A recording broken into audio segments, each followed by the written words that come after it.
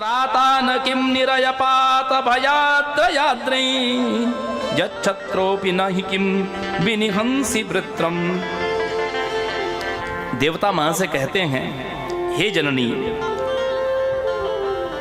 हम वृत्रासुर से आप्त हो करके आपकी शरण में आए हैं, आप हमारी रक्षा करिए।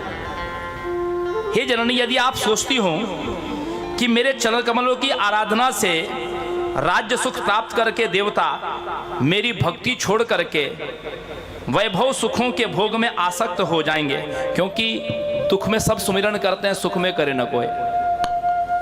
और यदि आप ऐसा सोचते हैं कि माता कि यदि मैंने इनको इनका स्वर्ग लौटा दिया तो ये सब मेरे चरणों की आराधना छोड़ करके सुख वैभव में लिप्त हो जाएंगे, तो इसमें कोई आश्चर्य की बात नहीं है, क्योंकि ऐसा सामान्यता होता ही है। सामान्यता हर व्यक्ति के साथ ऐसा होता है। जब हम दुख में रहते हैं, खूब पूजा पाठ तीर्थाटन हो रहा है, भगवान की मनोतियां हो रही है, और मनोकामना जैसी ही पूरी हो गई तो भगवान को भूल जाते हैं। अक्सर ऐसा होता है कि आपको कोई रास्ता नहीं दिखाई दे रहा और आप क्या कर रहे हैं कि माता की मनोती आपने मान ली। अब मनोती मानने के बाद उसी समय कोई एक व्यक्ति आपके यहां आया और आपने उसको अपनी समस्या बताई, समस्या का निदान उसने कर दिया, तो आपका विवेक ये नहीं कहता कि देखो मैंने माँ को पहले मनाया था, माँ ने ही इसको भेजा है। आपका विवेक ये नहीं कहता, आप पूरा श्रेय उस व्यक्ति को दे देते हैं, आप माँ को श्रेय नहीं देते।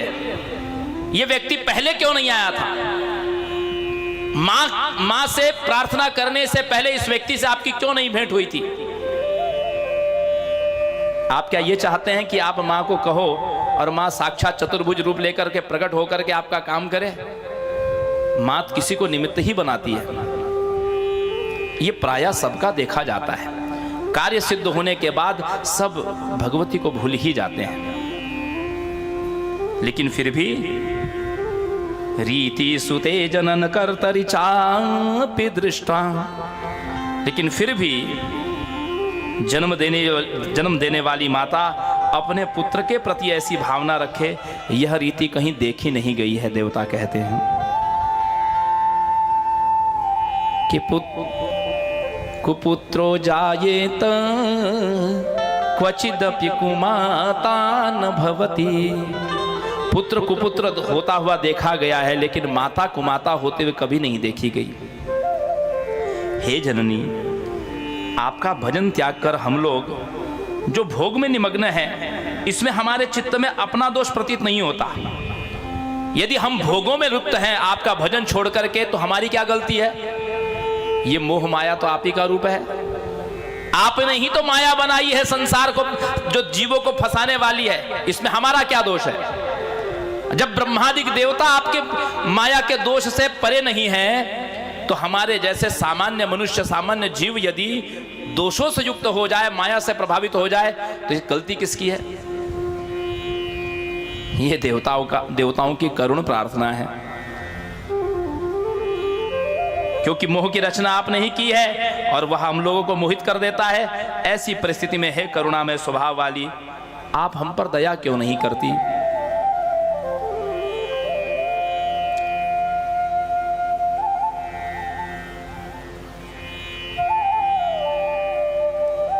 जिन दानवों को युद्ध में आपने बाणों के द्वारा मारकर पवित्र बना दिया है, वे नंदन वन को प्राप्त हो गए।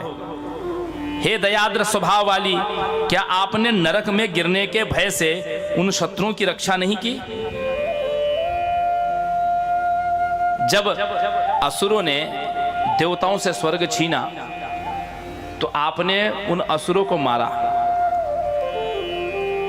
तो मरने के बाद क्या वो असुर नरक गए? मां के हाथों मर के कोई भी असुर नरक नहीं गया है, कोई स्वर्ग गया।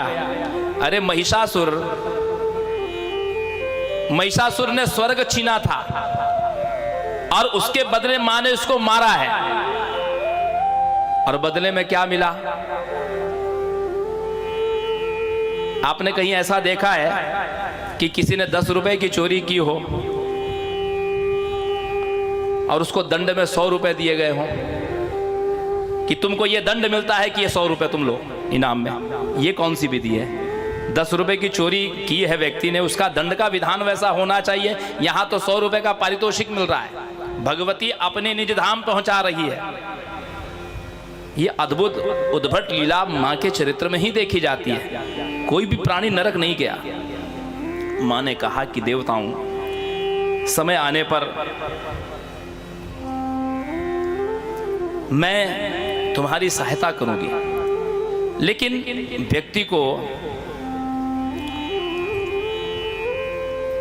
किसी भी परिस्थिति में भजन नहीं छोड़ना चाहिए।